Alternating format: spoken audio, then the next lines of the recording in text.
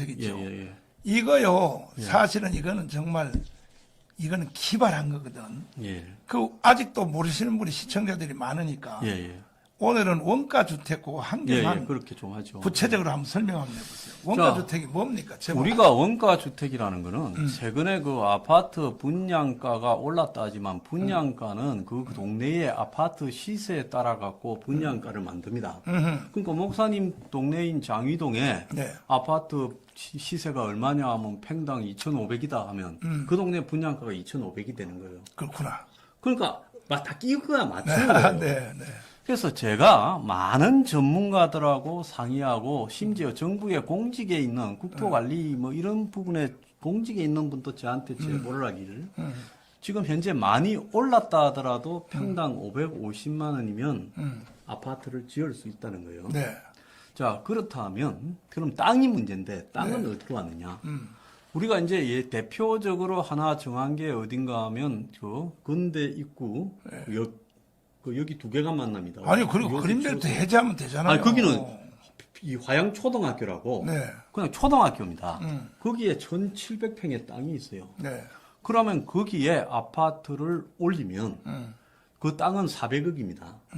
그러면 그 땅값 400억에 평당 550 하면 네. 25평짜리 방 3개 들어가는 아파트를 최소한 500채를 지을 수 있어요. 네. 500채를요. 그러면 그런 식으로 곳곳에 네. 구청의 각종 이 공간들, 그 다음에 또 복지센터 공간들, 뭐 파출소, 지구대 공간들, 정부의 뭐 서울시 산하 뭐 각종 사업소 이 자리들, 네. 빈 자리들이 엄청나게 많습니다. 그렇구나. 짜투리에. 네. 그런 데마다 원가로 아파트를 지어서 정부가 무이자로 네. 대출을 해서 얼마 하면 됩니까 무이차를? 무이자로요. 야, 제가 봤을 때 본인이 20% 내고요. 네. 그럼 2억 5,500짜리 아파트에 화양동 같은 경우는 한 2억 5,500 들더라고요. 그럼 제 계산으로. 그 아파트는 그러면 몇 평이에요? 본인이 25평. 25평 예.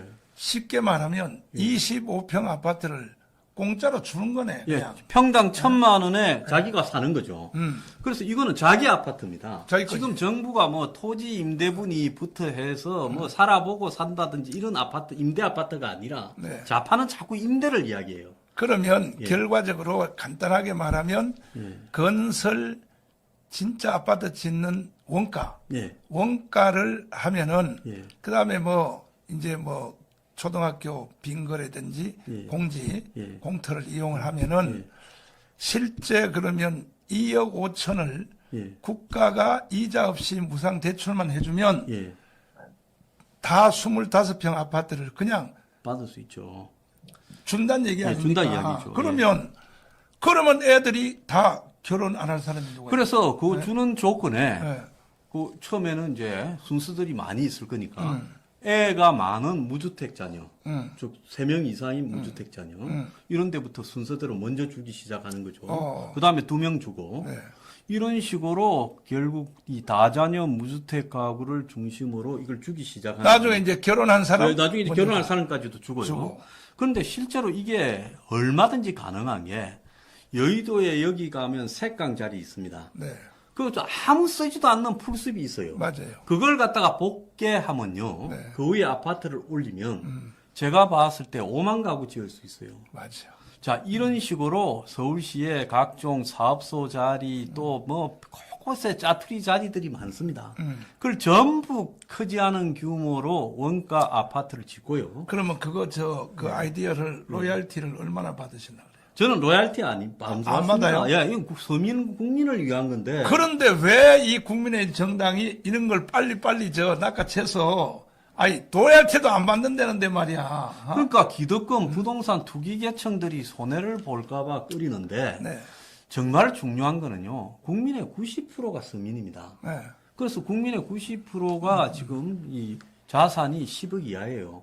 그리고 한국 자산 평균이 3억대입니다. 네. 그래서 다 서민인데 서민에게서 표가 다수이지 이 기득권 돈 많은 사람한테 다수 있는 게 아니에요. 당연하죠. 국민의 40한 5%가 집이 없어요. 그럼 이런 무주택자 이런 사람들을 향해서 또 젊은 계층을 향해서 정부가 원가로 집을 지어서 공급한다. 지금 대한민국의 건설이 얼마나 썩었는가 하면 아파트 하나 지으면요. 하층해서 돈 빼먹어가 저 가격이 평당 3, 4천만 원씩 되는 겁니다. 야. 그러니까 그런 비리를 없애고 네. 정부가 주택청을 싱가포르처럼 만들어 가지고 거기에 디자인 딱 해서 저 끝까지 다 해서 그래서 어떻게 짓는가라는 모양까지 정부가 이 모델하우스 시뮬레이션 딱 해가지고 그걸 갖다가 공급하기 시작하면 그야말로 이건 선거 끝나버립니다.